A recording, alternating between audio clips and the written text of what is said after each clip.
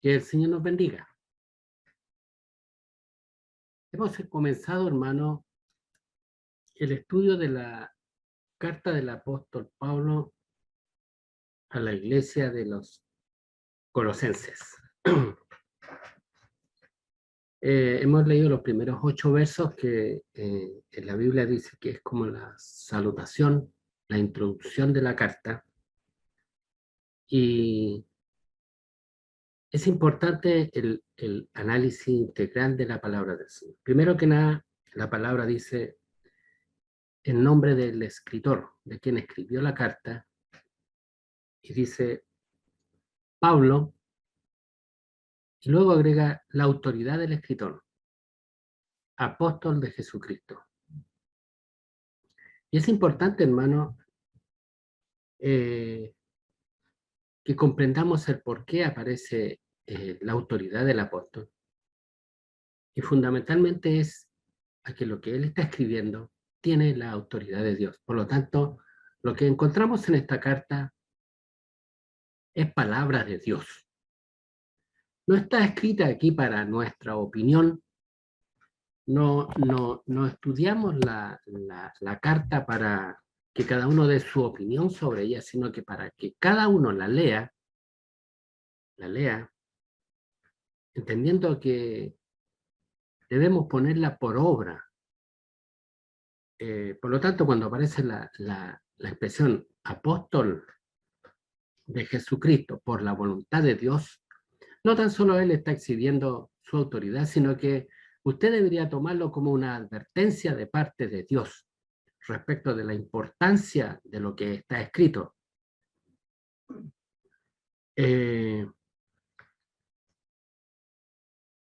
La Biblia ha sido atacada constantemente, de siempre, hermano, menoscabada.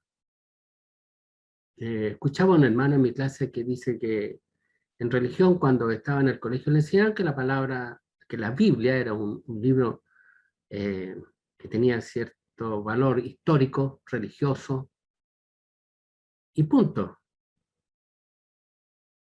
Porque muy pocos reconocen que la Biblia es la palabra de Dios, hermano. Por lo tanto, cuando nosotros decimos que vamos a sentarnos a estudiar la palabra, y particularmente la epístola a los colosenses, deberíamos tener tal cuidado, hermano, de estar atentos, porque es palabra de Dios. Y agrega en esta salutación, dice, y el hermano Timoteo, Pablo, apóstol de Jesucristo por la voluntad de Dios, y agrega, y el hermano Timoteo. Ahora, cuando habla de Timoteo, hermano, no se refiere a él como una especie de coautor de la epístola, sino que el apóstol Pablo está mencionando quiénes están con él. ¿Quiénes están con él? Y son cosas tan importantes, hermano. Mire, si hubo un problema en tiempo de Pablo, cuando él comenzó a escribir sus cartas, sus epístolas, fue contra aquellos que se oponían, hermano. Él tuvo una gran lucha. Él tuvo gran oposición siempre para pregonar la palabra del Señor. Tanto es así que constantemente él en sus cartas tenía que poner Pablo, apóstol de Jesucristo, por la voluntad de Dios. Es decir, lo que estoy escribiendo aquí no es mío, no es la instrucción de Pablo hacia la congregación, sino que es la voluntad de Dios como un mandamiento a lo que es la iglesia del Señor. ¿Por qué digo esto, hermano? Porque si hay un problema que tenemos nosotros en la iglesia actualmente, porque esto ha sido siempre, es la poca atención que nosotros le ponemos a la palabra de Dios. La poca atención, hermano. No importa que diga ahí Pablo, apóstol de Jesucristo, por la voluntad de Dios. No voluntad de hombre, sino de Dios. Sino que eventualmente a nosotros la leemos y al final hacemos lo que bien nos parece. Y quiero hacer un pequeño paréntesis en esto, hermano, y ojalá se lo grabe en la cabeza. La carta a Timoteo, la carta a Timoteo, que comienza con las expresiones Pablo, apóstol de Jesucristo, por la voluntad de Dios, y es tan claro para hablarle a Timoteo, y dice, en primera de Timoteo, dice, Pablo, apóstol de Jesucristo, por mandato de Dios nuestro Salvador y del Señor Jesucristo, nuestra esperanza, y luego dice, a Timoteo, verdadero hijo en la fe, verdadero hijo en la fe. O sea, Pablo, con toda la autoridad que tiene, les está hablando a un hijo fiel, a Timoteo, verdadero hijo fiel. Y luego agrega en el capítulo 2, en el verso 11, dice, la mujer aprenda en silencio con toda sujeción, porque no permito a la mujer enseñar ni ejercer dominio sobre el hombre, sino estar en silencio. ¿Estamos de acuerdo? Está en la palabra de Dios, tiene la autoridad de Dios, creemos que en la palabra de Dios. Sin embargo, vemos hoy día que en todas las iglesias, hermanos, han hecho caso omiso de la orden del Espíritu Santo. ¿Por qué? Porque en nuestras mentes hay un espíritu de rebeldía que se llama feminismo. Hablamos de igualdad, hablamos de tener una mentalidad inclusiva en que ninguno debe ser dejado de lado, y permitimos que la mujer tome dominio, que la mujer enseñe, ejerza autoridad sobre el varón, y decimos, es maravilloso, yo escuché a la hermana y lo encontré tan lindo, y nos interesa, y disculpe la expresión, nos interesa un comino que la palabra diga, no permito. El Espíritu Santo dice, no permito. No, pero el pastor es de mente amplia, la congregación es moderna, está bien, en ese tiempo estaba esa ordenanza porque Pablo era soltero, no le gustaban las mujeres, es otra cultura, hoy día... No, hermano. Y hago hincapié con esto para que entienda lo que quiero decir cuando digo que esto es palabra de Dios. No me importa su cultura. No importa el contexto histórico en el que usted está viviendo. Esto es palabra de Dios. Y es hermoso cuando la palabra del Señor dice, en la salutación dice, y el hermano Timoteo, ¿sabe qué quiere decir? Aquí hay palabra de Dios, aquí hay ordenanza, y Timoteo está conmigo. Y Timoteo está conmigo. Y como leíamos, dice, verdadero hijo en la fe. Verdadero hijo en la fe. Ahora le pregunto yo, ¿es usted un hijo verdadero? ¿Está con el mundo? ¿Está con el pensamiento secular? ¿O está con la palabra de Dios? Ya sea que al mundo le guste o no le guste. Ahora, entienda, esta palabra de Dios tiene al apóstol Pablo en la cárcel. Y se acercan días, hermano, en que vamos a ir a la cárcel. ¿Me está escuchando, verdad? En aquel día el Señor dirá, pero fulano tal, ¿está conmigo? ¿Está firme en la fe?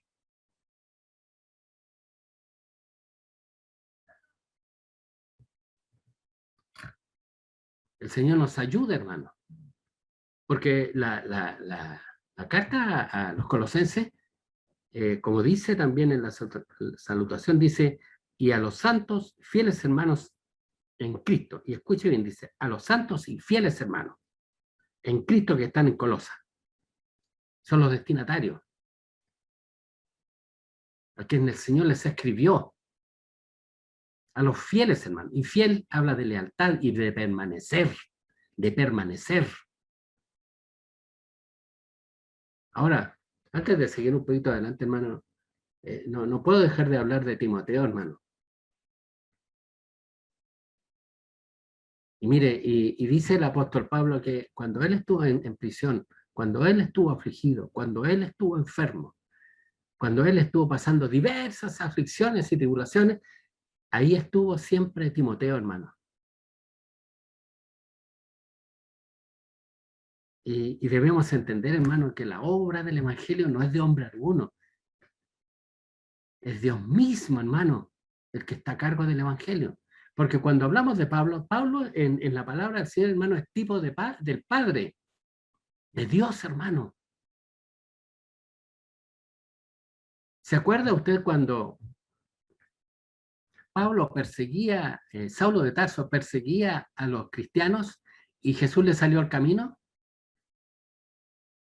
Y cuando lo derribó, le dijo: Saulo, Saulo, ¿por qué me persigues? Y Saulo preguntó, le dijo: Señor, ¿quién eres? Y él le dijo: yo soy Jesús a quien tú persigues. Hermano, Pablo podría haber dicho: no, yo no te persigo a ti, yo ando persiguiendo a la iglesia. Hermano, cuando persiguen a la iglesia, a Dios persiguen. Cuando encarcelan a un hijo de Dios, a Dios encarcelan. Porque sepa usted que Dios es afligido en todas nuestras aflicciones. Él no es un mero espectador que te está mirando padecer todas las tribulaciones del Evangelio y él está mirando y diciéndote: no, ten ánimo, ten ánimo. No es así, hermano.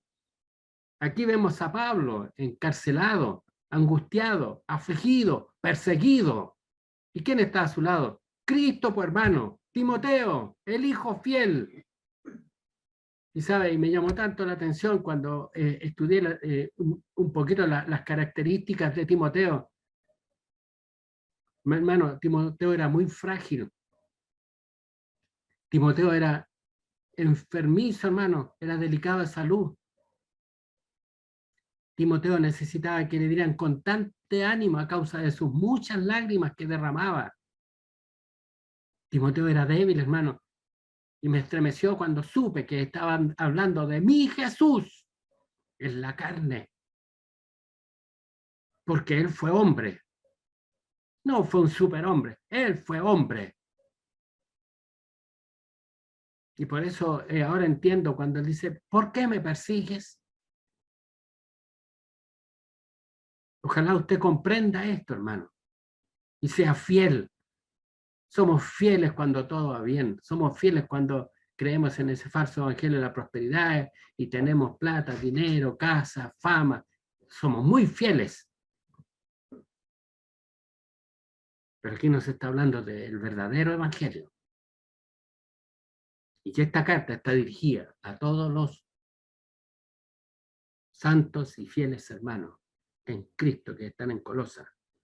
Gracia y paz sea a vosotros, de Dios nuestro Padre y del Señor Jesucristo. Ahora, hermano, como es una introducción a la carta, debemos entender que Epafras era el pastor de la iglesia de Colosas. Epafras era el pastor de la iglesia de Colosas. Y estando Pablo en la cárcel, él vino a visitar a Pablo y a darle cuenta del estado de la iglesia. Y vino a darle cuenta del estado de la iglesia. Y le dice, hasta cierto punto, le da un buen informe de la iglesia, hermano. Le da un buen informe de la iglesia. Mire lo que dice Pablo. Dice: habiendo oído, y esto fue lo que le dijo Epafras, habiendo oído de vuestra fe en Cristo Jesús y del amor que tenéis a todos los santos a causa de la esperanza que está guardada en los cielos, de la cual ya habéis oído por la palabra verdadera del Evangelio, y que ha llegado hasta vosotros, así como a todo el mundo, y lleva fruto y crece también en vosotros desde el día que oísteis y conocisteis la gracia de Dios en verdad, como lo habéis aprendido de Epafras. Epafras fue el que llevó el Evangelio, hermano, a Colosa, y viene a darle una cuenta al apóstol Pablo del estado de la iglesia, de cómo estaba la iglesia. Y si bien es cierto, hermano, el informe es bueno, pero también cuando sigamos examinando el resto de la carta, vamos a ver que la iglesia estaba propensa a ser contaminada con herejías sutiles. Si bien es cierto, habían recibido la verdad de Epafras, habían creído y estaban dando frutos agradables a Dios, pero estaban bajo el peligro de ser engañados por herejías sutiles, por falsas enseñanzas. Y es de eso que el Señor nos quiere hablar en esta hora, particularmente, hermano. Nosotros hemos sido por años como iglesia instruidos en la verdad de Dios. Hermano, a mí no me cabe la menor duda que hemos sido instruidos en la verdad de Dios, que hemos conocido la gracia del Señor en verdad. Nos hemos reunido ya prácticamente por más de un año en este formato y ya he escuchado predicaciones, he escuchado la voz de Dios y estoy convencido, hermano, que hemos sido instruidos en la verdad del Evangelio. Pero el Señor, por medio de esta carta, nos viene a prevenir que estamos expuestos a ser engañados por falsas enseñanzas. Y cuando la palabra del Señor dice que son sutiles, es porque ya no son una confrontación que nosotros lo notaríamos. Por ejemplo, si viene alguien en medio de nosotros y nos dice, Jesús no es Dios, lo vamos a echar empujones de la iglesia, hermano. Pero aquí no, nos habla de sutiles, peligrosas enseñanzas. Peligrosas enseñanzas. Porque lo que se avecina para la iglesia ahora, hermano, fuertemente en nuestro tiempo, es el engaño. Es el engaño. Mire, incluso el Espíritu Santo dice en el capítulo 2, para que sepan cuán peligroso es lo que viene, que el capítulo 2, verso 1 dice, porque quiero que sepáis, hermano, te está hablando el Señor, y dice, porque quiero que sepáis cuán grande lucha sostengo por vosotros. ¿Está escuchando, hermano? Porque quiero que sepáis cuán gran lucha sostengo por vosotros y por los que están en la Odisea y por todos los que nunca han visto mi rostro. Y el verso 4 dice, y esto lo digo para que nadie os engañe con palabras persuasivas. Y luego el verso 8 dice, mirad que nadie os engañe por medio de filosofía y huecas sutilezas según las tradiciones de los hombres. O sea, se cierne sobre la iglesia del Señor el engaño. Hay muchas cosas de las que le podría hablar al respecto, pero en esta mañana le quiero hablar claramente, hermano, del engaño que se cierne sobre nosotros. Y es lo siguiente, hermano. Resulta que nosotros tenemos la Biblia y entendemos que la Biblia se interpreta con la Biblia. Le voy a poner un ejemplo, hermano. Si usted lee un párrafo de la Biblia y no lo entiende, casi siempre nosotros vamos y buscamos un diccionario bíblico, un comentario bíblico, o buscamos el tema en Google y empezamos a buscar predicadores que hablen de ese tema. Pero en realidad, hermano, para entender ese verso bíblico o esa porción bíblica que no entendemos, nosotros deberíamos buscar la respuesta en la Biblia. Y cualquier comentario externo de predicadores, aunque sea muy bueno, usted siempre debe examinar la predicación de ese predicador a la luz de la Biblia para saber si esa predicación se somete a lo que la Biblia dice. Y lo voy a volver a repetir. Si usted escucha una predicación muy bonita, incluso toma apuntes, luego tome sus apuntes y vea si esos apuntes se someten a la Biblia. No interesa cuán brillante, no interesa cuán hermoso usted lo encuentre. Hermano, todo pensamiento humano debe ser sometido a la verdad de la Biblia. La Biblia en su perfecta interpretación es soberana, es la palabra de Dios. Es la palabra de Dios. ¿Por qué lo digo, hermano? Porque yo sé que hay muchos hermanos muy dados a escuchar a predicadores. y lo buscan en el YouTube, en Face y en otras. No estoy en contra de eso, hermano. Pero lo que le estoy diciendo en esta hora, una advertencia de parte de Dios. Cuidado. Cuidado. Examine todo lo que oye. Examine todo lo que lee a la luz de la palabra, a la luz de la Biblia. A la luz de la Biblia, hermano. Escucho a algunos predicadores, hermano, y toman la Biblia, interpretan un texto y la interpretan de la siguiente manera. Dicen, bueno, esto quiere decir esto, esto y esto. Porque en el libro escrito por fulano de tal, en el 1600 y tanto, él dijo esto y esto y esto. Y esto otro significa esto, porque en el Tratado de Westminster, en la convención del 1600 y tanto, llegaron a tal acuerdo, así que significa esto. Luego leen la Biblia y dicen, esto, de acuerdo a la Convención Bautista del Sur, significa esto, porque ellos llegaron a un acuerdo de que significa eso. Hermano, si usted se da cuenta, están sometiendo la Biblia a sus escritos. Están sometiendo la Biblia a sus escritos, cuando no debe ser así, hermano. Todo escrito de hombre debe ser sometido a la Biblia. Y no al revés, hermano. Dice la palabra del Señor, que la palabra de Dios derriba argumentos y toda altivez que se levanta contra el conocimiento de Dios. Y nosotros debemos llevar cautivo todo pensamiento a la obediencia de Cristo y estando pronto para castigar toda desobediencia. Hoy día han surgido grandes eruditos, hermano, y grandes predicadores, pero sus predicaciones no están basadas en la Biblia, sino en los escritos antiguos de hermanos que si bien es cierto un gran aporte al Evangelio, pero hoy día ellos han convertido esos libros. Yo escucho de repente hablar a algunos hermanos y me doy cuenta que tienen un libro como de 5.000 hojas, hermano, un comentario bíblico. Y le aseguro que leen más el comentario bíblico que la Biblia.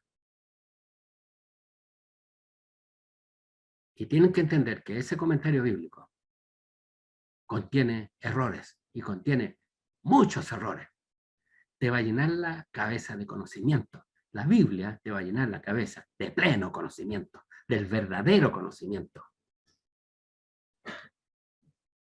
Y quiero ser bien claro en esto, hermano. Hoy día hay un grupo se dicen ser hermanos, y ellos han clasificado las doctrinas en doctrinas fundamentales, doctrinas secundarias y doctrinas hasta terciarias.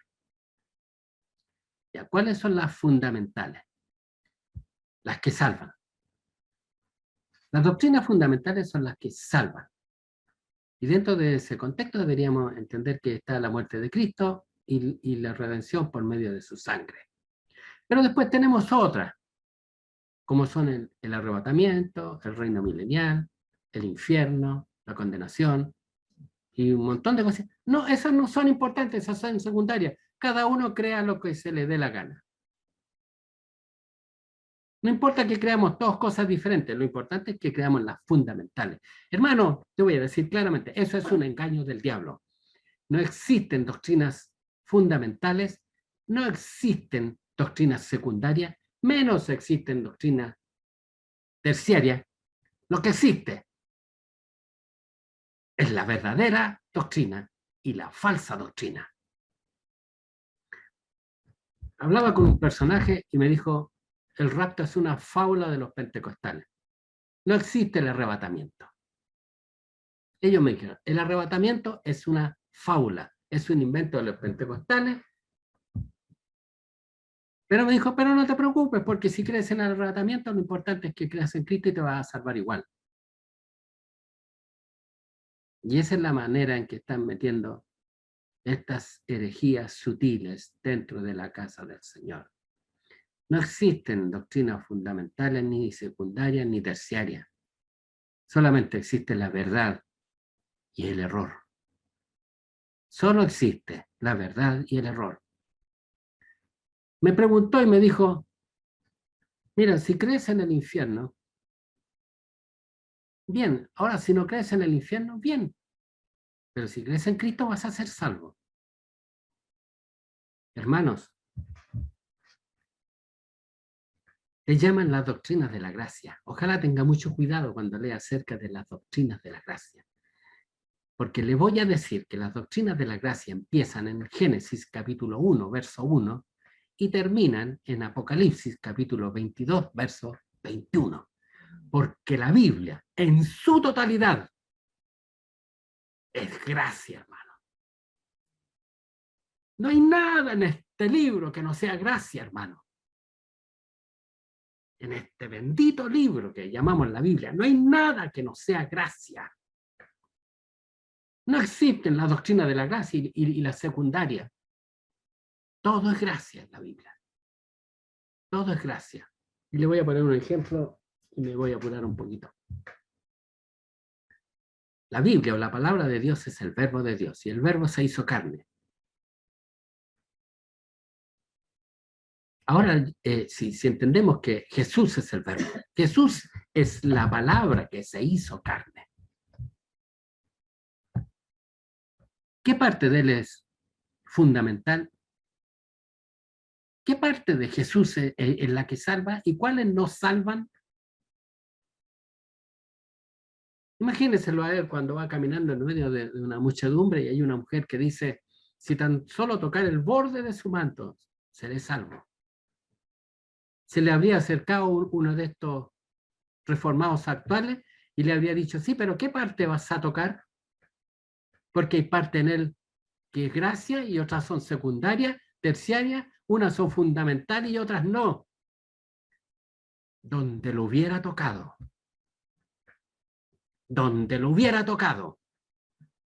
habría sido salva. Porque todo en él es precioso y del mismo valor. Lo mismo habría dado que hubiera tocado el borde de su manto, su espalda o la manga, derecha o izquierda. Bendito sea el nombre del Señor. No, pero dicen que lo único que salva es la sangre de Cristo, el que uno cree en el arrebatamiento, que cree en el infierno y que cree... No, eso no salva. Eso es mentira, hermano.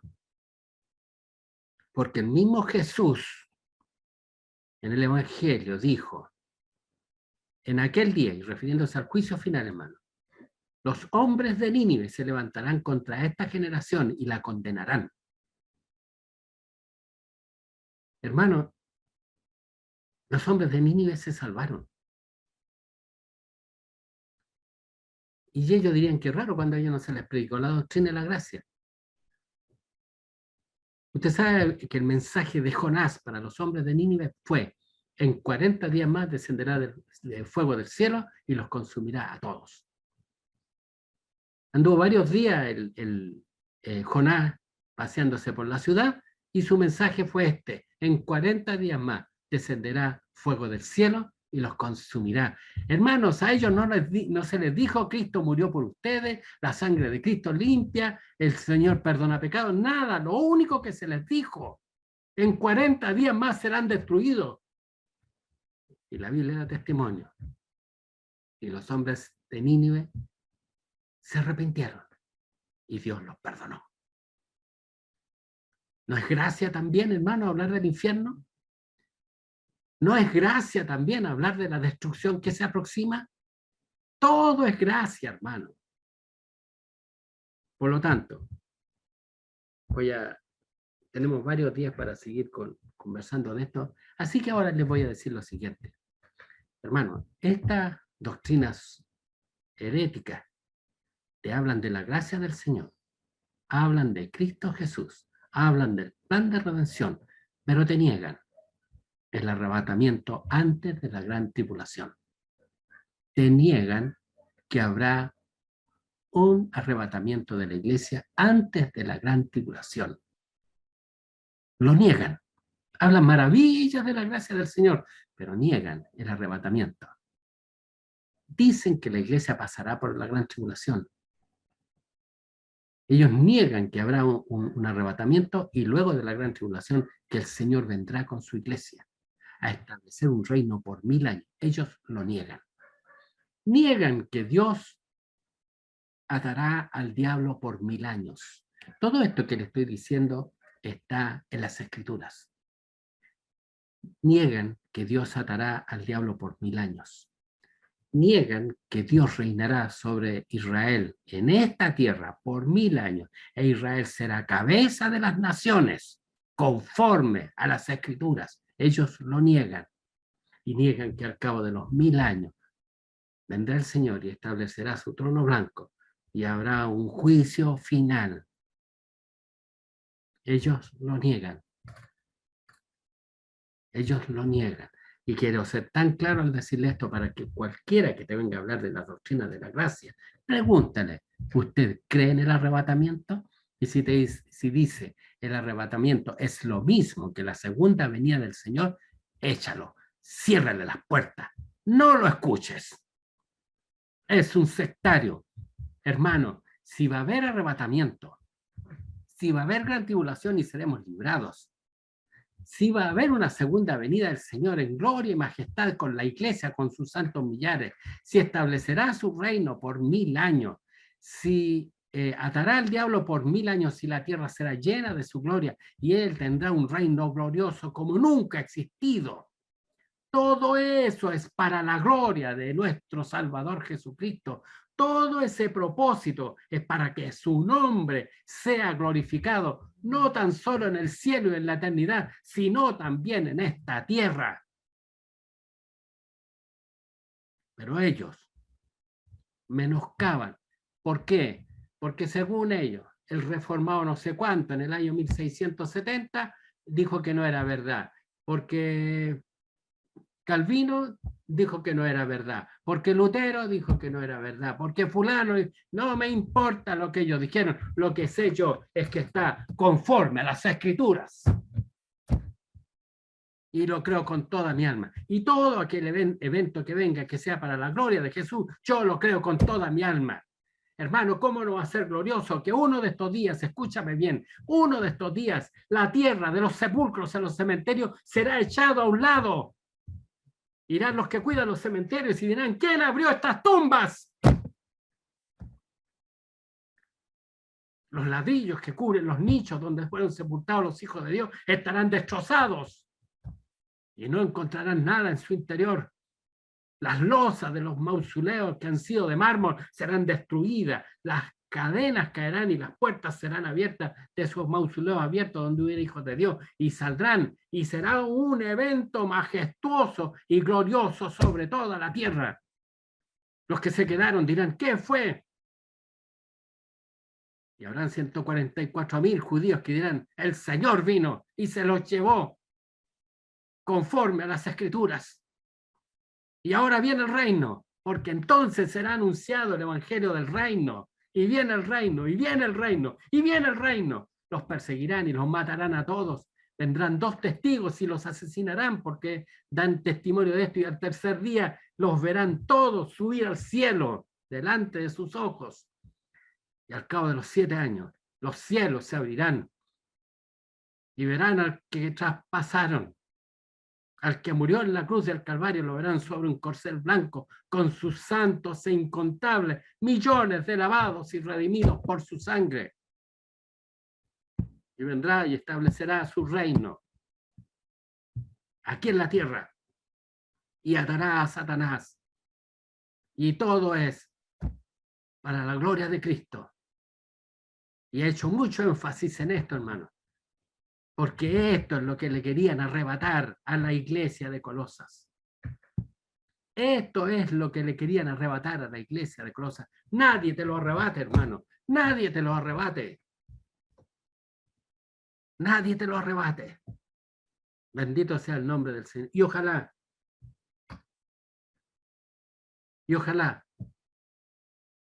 que el Señor pueda decir en esta hora, mí dice Pablo, apóstol de Jesucristo, y el hermano Timoteo, aquí estoy con él. Esto me llevó a la cárcel. Esta predicación, dice el apóstol, me llevó a la cárcel. Aquí está Timoteo. Y Dios mismo, hermano, Porque aquí está hablando de su Hijo Jesús. Mi Hijo amado, dice, en el cual tengo complacencia. El Señor sufre, hermano, por lo que está ocurriendo con el Evangelio, por estos farsantes, por estos lobos rapaces. El corazón del Padre sufre. Y habla de su Hijo Jesús, dice, pero Él siempre ha estado conmigo. Y está hablando de cuando Cristo estuvo en la carne. Frágil, delicado de salud. Necesitaba Jesús ser animado constantemente a causa de sus muchas lágrimas. En alguna oportunidad, hermano, Dios tuvo que enviar ángeles del cielo a que lo consolaran. A Jesús, hermano. Por lo tanto, no estamos solos. No estamos solos. Él está preocupado en extremo de nosotros y por eso te ha venido a hablar en esta dirección, en esta hora. Y en medio nuestro está el Padre, el Hijo y el Espíritu Santo. Y el hermano Epafras es tipo del Espíritu Santo. Él es el que ha llevado el Evangelio a todas partes, a todo el mundo y lleva fruto. Y aquí está ahora hablándote. Ten cuidado, ten cuidado. Nadie te engañe, en ninguna manera. En ninguna manera. Y creo que es un privilegio escuchar en esta hora palabra de Dios en esta dirección. No te engañes. No te engañes. El estado de la iglesia está bueno. Está bueno, dice el Señor. Pero cuidado, hay una sombra que se cierne sobre nosotros. Estas herejías. Pero Dios nos guardará. Pero sé fiel, hermano. Sé fiel y no pongas en duda la palabra del Señor. Por hombres que te van a querer engañar con palabras persuasivas de humana sabiduría. ¿Qué me importan a mí los eruditos? Lo que me importa es el hermano Epafras, el cual nos ha enseñado la verdad. Epafras es el Espíritu Santo, hermano. Esto no es tributo a ningún hombre. A ninguno. Podemos hablar de grandes obispos, grandes hombres de Dios, grandes predicadores. No, hermano. Es el Espíritu de Dios en ellos. Que incluso nos libran de que no sea arrebatada esta palabra de misericordia. Que el Señor nos bendiga, Dios bendiga su palabra. Y hermano, el resto de la carta va en esta dirección. Así que no se la pierda. Tiene palabras de advertencia, palabras de Dios. Epafras vio el problema que había en Colosas y vino corriendo, hermano, de Pablo. Y se fue feliz con la carta, hermano. Llevo palabra de Dios para mi iglesia. Hermano, y en estos días que vamos a estar estudiando la carta a Colosas, es para los hermanos fieles en Cristo. Es para ti y para mí. Y en medio de toda esta turbación que viene, doy glorias a Dios, porque Dios tiene palabra con autoridad para nosotros. A mi Dios sea toda honra y gloria, ahora y para siempre. Te invito a que demos glorias al Señor. Gloria a Dios, gloria a Dios, gloria a Dios para siempre. Esta tarde tenemos servicio de escuela dominical para los niños. Hermano Freddy. Amén, mi pastor, con normalidad a las 5 de la tarde, que se conecten a las 4:30 para poder hacer la distribución. Amén. Ya saben, todos los niños que puedan conectarse con sus papitos, a las 4:30, a las 5 tienen el servicio. Necesitan que estén antes para hacer una separación por grupito. El Señor les bendiga y les guarde, tengan un buen provecho. Espero que hayan quedado satisfechos y no, hermano, que hayan quedado con hambre. Yo quiero que llegue el otro domingo, hermano. Es más, podríamos leer los versos y seguimos, ¿verdad? Es maravilloso, hermano, que Dios esté aquí para advertirnos. Para advertirnos. El engaño es grande, hermano. Mire, yo tengo contacto, tengo amigos y veo cómo están cayendo todos en el engaño, hermano. Pero es verdad, hermano, hay un arrebatamiento y será uno de estos días antes de la ira venidera. Dios te librará y esa es la esperanza. Eso es lo que me hace estar feliz en esta hora dentro de todos los problemas en una vida y cerrar de ojos. Ellos no tienen que pasar por la gran tribulación. Que la pasen ellos, hermano. Que les aproveche. Dios tenga de ellos misericordia también. Ahora vamos a pedir la bendición, incline su cabecita. Eterno Dios y buen Padre, amado. Gracias por su gran bondad y por su gran misericordia. Permita que seamos hallados fieles, Señor. Líbranos del error. Líbranos del error, Señor. Y siempre, Señor, nuestra fe esté basada en la Biblia, y no en escritos de hombres, Señor. Y nunca sometamos su palabra a esos escritos, sino que por el contrario, examinemos severamente, Señor, esos escritos a la luz de su palabra, entendiendo que siempre esos escritos contendrán errores, Señor. Solo su palabra es infalible. Y que hacemos bien con estar atentos a la palabra profética más segura y no atender a cuentos y fábulas de hombres, por extraordinarios que nos parezcan, por inteligentes y lógicos que nos parezcan. La palabra de Dios es nuestra guía. Lámpara es a mis pies tu palabra y lumbrera a mi camino. Gracias, Señor. Bendiga a sus hijos. Guárdelo. No permita que caigan y sean engañados. Haga también misericordia con los enfermos, Señor. Especialmente le rogamos en esta hora por los pastores de nuestra Iglesia Unida Metodista Pentecostal. Señor, hemos sabido que hay muchos que están enfermos, especialmente para el sur.